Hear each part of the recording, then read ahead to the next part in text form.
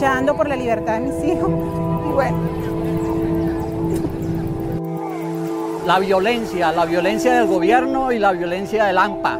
Todos esos son razones para tú salir a protestar, a manifestar, a defender tus derechos y aspirar a una mejor Venezuela.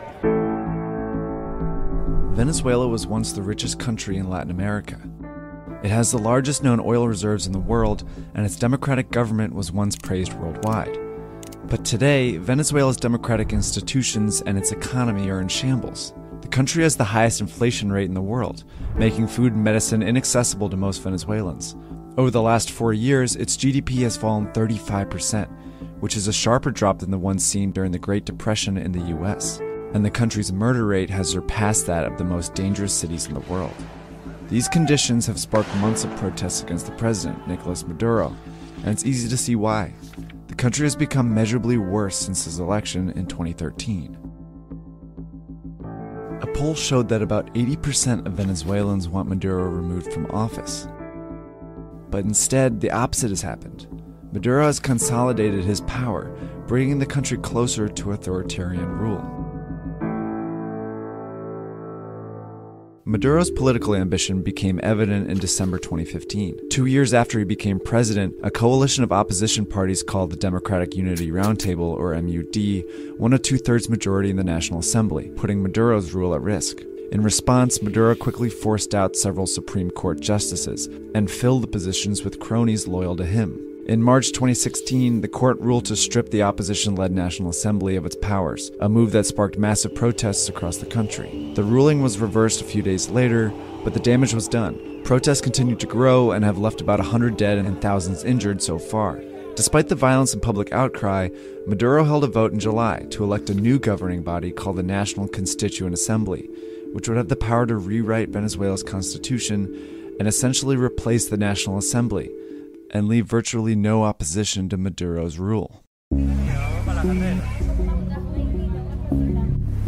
qué está saliendo a votar hoy?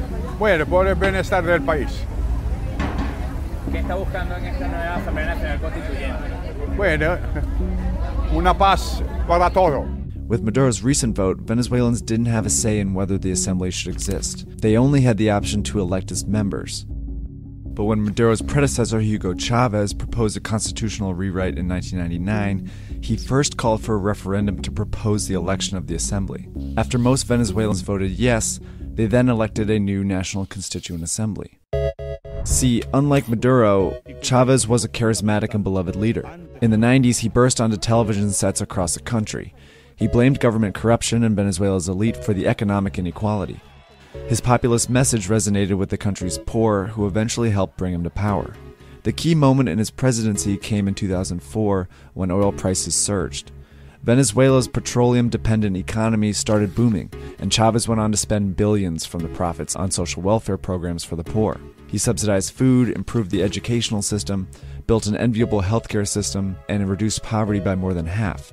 These programs certainly helped the poor, but they served a purpose for Chavez as well.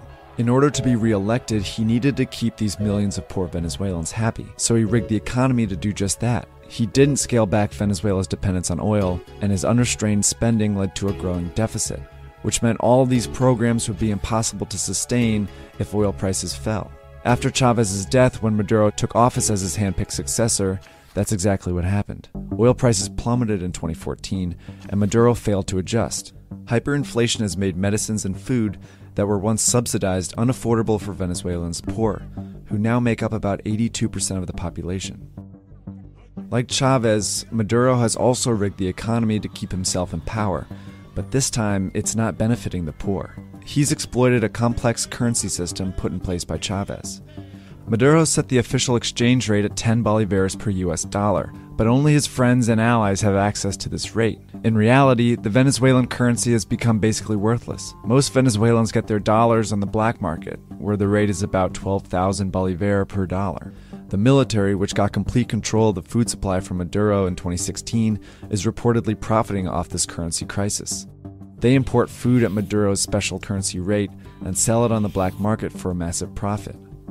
So for military generals and political allies of Maduro, the crisis has offered a lucrative opportunity which has helped Maduro stay in power. But he can't rely on that support alone. Which brings us back to Maduro's recent power grab. The opposition boycotted the vote, but Maduro held the vote for a new constitutional assembly anyway, and won a majority. Protests on the streets of Venezuela turning deadly after President Nicolas Maduro declares victory. The violence on Sunday very real. The bomb went off near some motorcycle police, wounding several. Election day clashes between protesters and police claiming at least 10 more lives. At least one candidate has been murdered, shot to death. La elección de la Asamblea Nacional Constituyente es un fraude abierto, el mundo lo ve, lo ha visto, está claro, todos están claros de lo que sucedió. Ahora, lo que hay que seguir es seguir buscando la libertad, porque nosotros vivimos en libertad y sabemos lo que es eso. Para allá vamos a ir. Lo que sucedió ayer fue el más grande fraude que se haya cometido en cualquier elección nacional. Era un fraude cantado, ya se sabía que iba a ser una elección con poca asistencia, pero con una gran participación forjada por el gobierno. Maduro's government is trying to create the illusion of public support. The government claimed about 8 million people, or 40% of the country, voted, but experts put that number much lower, at just 3 million people.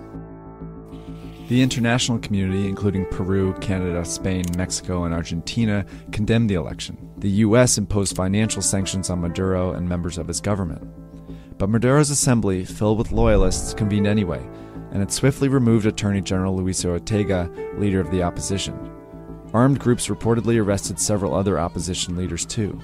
Whether the group will rewrite the constitution or postpone the next presidential election remains to be seen. For now, Maduro has unprecedented power over a country that continues to spiral out of control. Esto está cada día peor, mi querido. Si este hombre no se va, aquí Venezuela, bueno, ya. Una guerra. Una guerra aquí. Aquí lo que hay es guerra, una guerra.